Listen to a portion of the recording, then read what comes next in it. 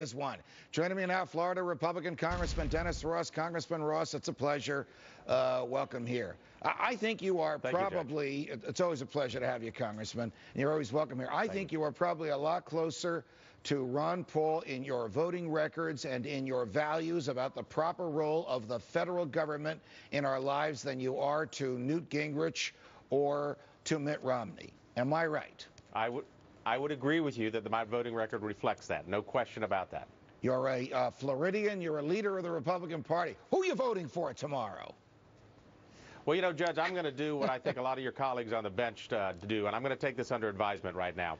I'm very excited about getting somebody who can beat this president. I'm very excited about somebody who not only has the conservative principles, but more importantly, surrounds themselves with people who practice those conservative principles. Will it be Newt? Will it be Mitt Romney? Will it be Ron Paul or Rick Santorum? I would think it's going to be between Mitt Romney and Newt Gingrich, and both have made a tremendous impact on the media wars here in Florida. You know, I'm not willing to come out and endorse right now or even say who I'm going to support yet.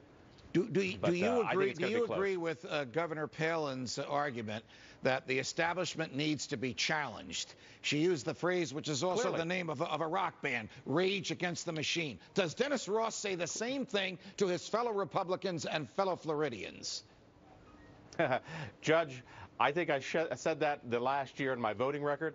I think I continue to say it. We have spent 1 year in Congress as a freshman here, and I come back trying to explain to people why we had a debate over extending the payroll tax reduction, which is not good policy, which is something that totally distracted us from real tax reform, and the other side beat us over the head with it. Yes, Judge, I think we have to take on the establishment. People tell us that we're freshmen and we don't know how Washington works and we need to learn. I say no. I didn't get elected to see how Washington works. I got elected to change the way Washington works because it is so dysfunctional. You voted against raising the debt ceiling last August, as did Congressman Paul, and you were lauded for that here on this show and elsewhere from some of my colleagues. But the establishment Republicans, the leaders of the Republicans in the House of Representatives, they thought you were a bad boy for doing that, didn't they? Well, you know, they want to play team. Everybody wants, you know, we're all part of a team. I agree we're part of a Republican team, but the people that picked me on that team are the people in my district. And they picked me on that team because of the game plan I showed them that I would run if they elected me. That's the game plan I intend to continue to run. And I think we're starting to get there. I think, again, you've seen a debate raised to a level that we haven't seen before on the debt ceiling. You've seen it happen before on spending. Now, practically, we're not doing what we said we were going to do.